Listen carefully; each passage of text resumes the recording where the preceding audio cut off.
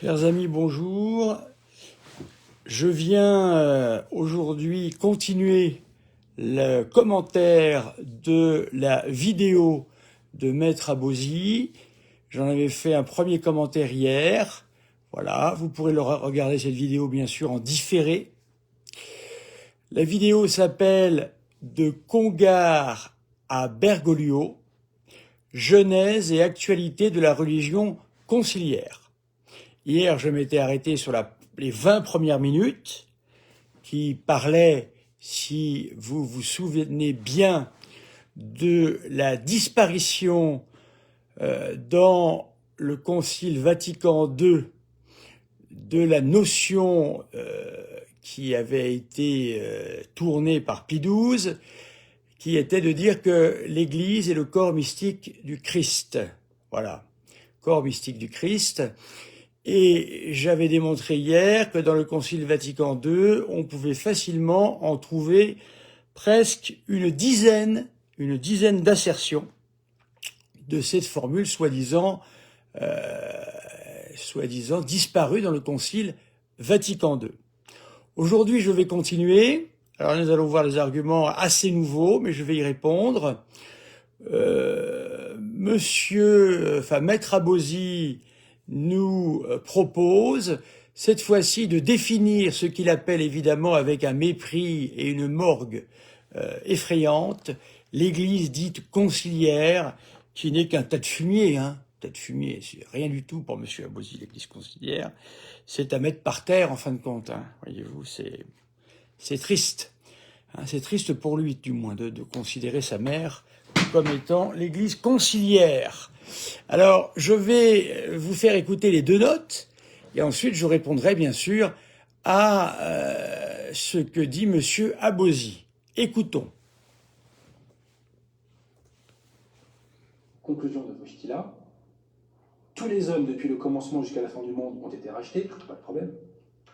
Rachetés et justifiés par le Christ et par sa croix. C'est merveilleux. C'est merveilleux. On n'a plus à se justifier à titre individuel, il n'y a plus d'effort à faire.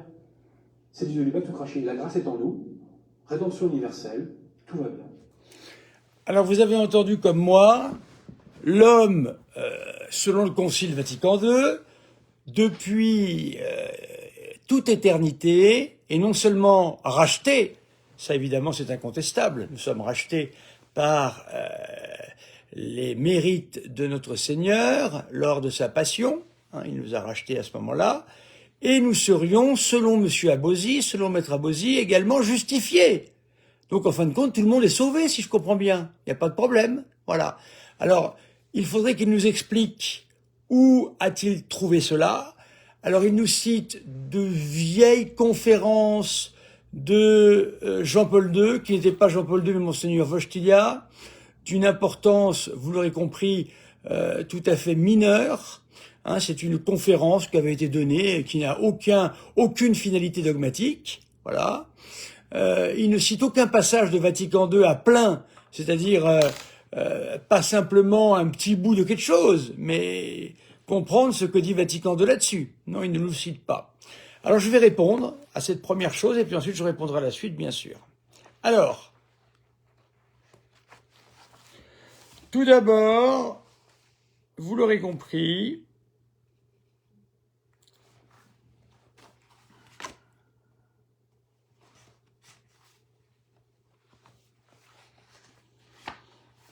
attendez, je retrouve mes pages, ce qui va vite se faire, ne vous inquiétez pas.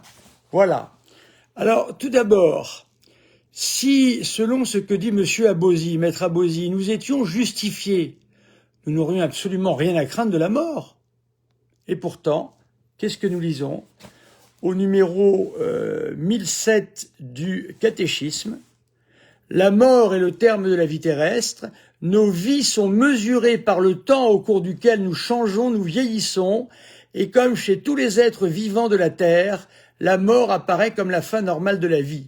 Cet aspect de la mort donne une urgence à nos vies. Le souvenir de notre mortalité sert aussi à nous rappeler que nous n'avons qu'un temps limité pour réaliser notre vie. Citation de Coëlette.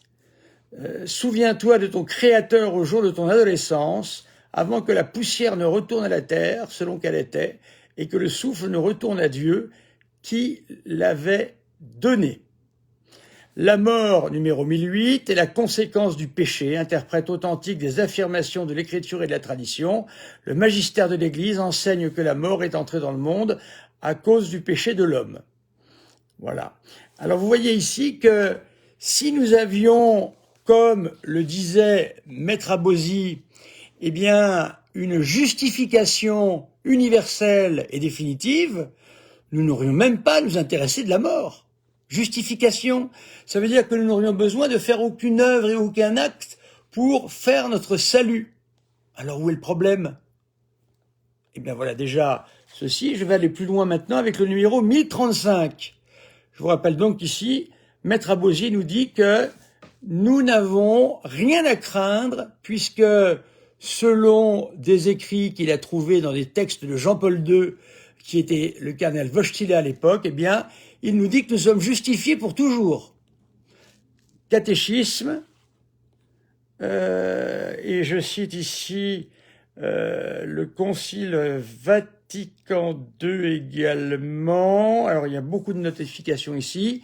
L'enseignement de l'Église, c'est au numéro 1035, affirme l'existence de l'enfer et son éternité. Alors c'est drôle que l'on puisse maintenir un enfer si tout le monde est justifié, n'est-ce pas? Les âmes de ceux qui meurent en état de péché mortel, tiens, un état de péché mortel? C'est bizarre ça, Maître Abosi. Vous dites que nous sommes justifiés en permanence, donc pourquoi nous faisons les péchés mortels? Voilà encore ici, vous voyez, eh bien, la parole de Maître Abosi n'est pas juste. Elle n'est pas juste. Car si nous parlons d'un rachat et d'une justification perpétuelle, il n'y a plus de péché mortel. Or là, on apprend au 1035 que les âmes qui meurent en état de péché mortel descendent immédiatement après la mort dans les enfers, où elles souffrent les peines de l'enfer, le feu éternel. La peine principale de l'enfer consiste en la séparation éternelle d'avec Dieu, en qui seul l'homme peut avoir la vie et le bonheur pour lesquels il a été créé, auxquels il aspire. Donc si des gens vont en enfer, si des gens peuvent commettre le péché mortel, c'est donc, Maître Abosi, que, en fin de compte, tout le monde n'est pas justifié. Et vous vous trompez encore ici. Je continue. Donc voici les deux principaux piliers de cette religion conciliaire. Les deux piliers. Pierre Congar, repris par le Vatican, on nous dit il y a un salut en dehors de l'Église. Et de Lubac nous donne le mécanisme, sa boîte à outils pour se sauver, la rédemption universelle. Voilà. Alors, Von Balthasar arrive derrière. Et que fait-il? Il tire les conclusions logiques. Alors, vous avez entendu, la rédemption universelle, et surtout, il va dire à un moment de la vidéo, en fin de compte, maintenant, il peut y avoir partout du salut, ce n'est plus dans l'Église. C'est ce que dit Maître Abosi. Je lis au numéro 846 du catéchisme, renvoie à Lumen Gentium 14. Hors de l'Église, point de salut. Maître Abosi, vous nous aviez dit que c'était fini ça. Je comprends pas, Maître Abosi nous avait dit, depuis Vatican II, c'est terminé ça. Il y a un problème là. Comment faut-il entendre cette affirmation? Voilà, alors on va l'expliquer. L'affirmation, et je ne vais pas vous la lire tout entière parce qu'elle est longue, mais elle est dite d'une manière tout à fait traditionnelle. Voilà. Donc Maître Abosi là-dessus encore, c'est moquer de nous. Il s'est moqué de nous en nous laissant croire que dorénavant, eh bien, il n'y avait plus de problème avec les deux piliers qu'il a donnés à l'Église soi-disant conciliaire, et nous découvrons qu'il a menti. Une fois de plus, je suis navré, il y a un problème quelque part. Ou bien vous ne comprenez pas les textes, ou bien il y a un problème de mensonge quelque part, ou quelque chose que vous n'avez pas vu. Alors il nous dit également, nous sommes tous justifiés, vous vous souvenez de ça, ça veut dire que nous n'avons aucun effort à faire pour être sauvés, car si nous sommes tous justifiés, il n'y a pas d'effort à faire. Qu'est-ce que je dis au numéro 2014 ? Le progrès spirituel tend à l'union toujours plus intime avec le Christ. le progrès spirituel, il y aurait donc un progrès spirituel. Mais je ne comprends pas, car progrès spirituel dans un monde où tout le monde est justifié, ça ne sert à rien, je continue. Cette union s'appelle mystique, voilà, parce qu'elle participe au mystère du Christ par les sacrements, etc., etc. Le chemin de la perfection passe par la croix. Ah bon? Il n'y a pas de sainteté sans renoncement et sans combat spirituel.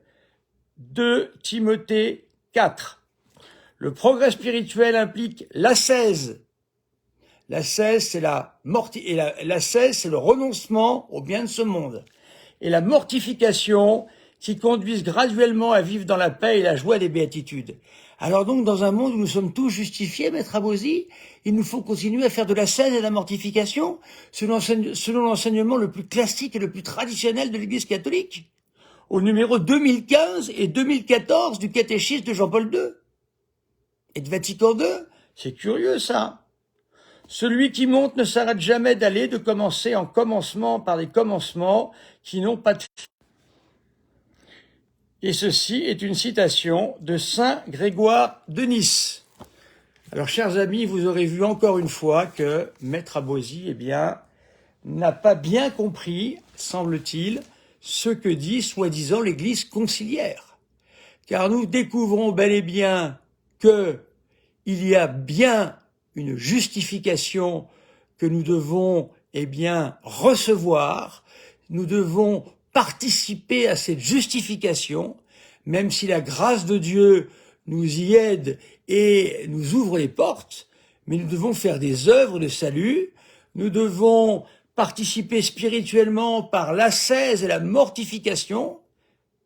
Tout y est. Le discours le plus traditionnel y est. Est-ce la faute de ce pauvre concile Vatican II si les hommes d'église ne parlent jamais de ça? Jamais. C'est vrai, il arrive là, je ne peux pas dire autrement. Hier, quelqu'un m'a dit, oh, bah, vous êtes un rêveur. Mais je suis pas un rêveur. C'est que vous n'avez rien compris, chers amis. Il y a quelqu'un qui m'a dit ça, une dame m'a dit ça. Je ne rêve pas du tout.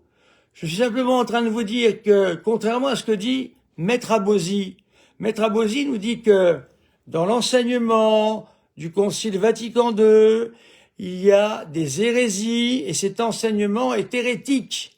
Et c'est pour cela qu'aujourd'hui, eh bien, on voit effectivement une pagaille généralisée. Absolument pas, Maître Abosi. Le Concile Vatican II n'est en rien hérétique, sinon il faudrait que vous m'expliquiez comment, selon l'enseignement le plus classique et le plus traditionnel de l'Église catholique, il nous est dit que les évêques réunis en concile, eh bien, sont infaillibles. Comment se fait-il que les évêques étaient réunis en concile, qu'ils étaient donc infaillibles, et que pourtant le concile est hérétique? Il y a un problème quelque part. Vous qui aimez la logique, Maître Abosi. Ah, vous aimez la logique? Eh bien, démontrez-nous comment ça fonctionne, je ne comprends pas.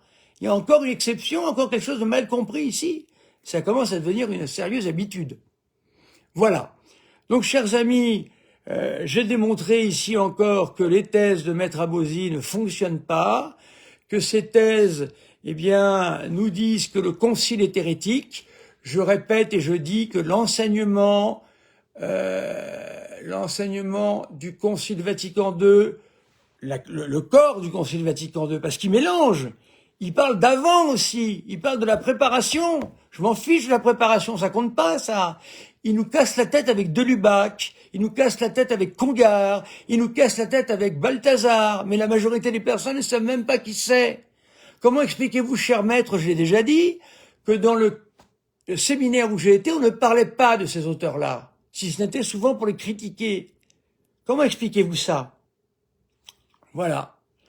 Encore une fois, chers amis sélévacantistes, on vous ment. On vous ment. Vous êtes les disciples du Seigneur qui a dit « Je suis la vérité, la vie ». Alors comment pouvez-vous suivre un menteur ou des menteurs comme ça? Cela n'est pas possible. Chers amis, ouvrez le Concile Vatican II ou écoutez mes enseignements, allez voir les numéros que je donne et vous verrez que Maître Abosi n'est pas dans la vérité quand il enseigne toutes ces contre-vérités avec la secte soi-disant conciliaire, vous vous rendez compte? Alors donc l'Église, c'est eux. Voilà, l'Église, c'est eux. Chers amis, la suite au prochain épisode. Je vous salue Marie, pleine de grâce, le Seigneur est avec vous. Vous êtes bénie entre toutes les femmes, et Jésus, le fruit de vos entrailles, est béni. Sainte Marie, Mère de Dieu, priez pour nous pauvres pécheurs, maintenant et à l'heure de notre mort. Amen. N'oubliez pas, chers amis, de partager au maximum ces enseignements. Partagez les enseignements que je donne. J'ai déjà sorti de cette secte affreuse qu'est le sélévacantisme 5 personnes. 5 de la secte sélévacantiste. Quand la secte vous prend, elle ne vous lâche plus. Et vous tombez dans un désespoir. Donc, partagez, s'il vous plaît, partagez au maximum cet enseignement. Tout le monde devrait partager, afin qu'il y ait le plus de monde possible qui soit au courant de ces mensonges qui sont enseignés. Le Seigneur soit avec vous et avec votre esprit, et que Dieu Tout-Puissant vous bénisse, Père, Fils et Saint-Esprit. À bientôt, mes chers amis.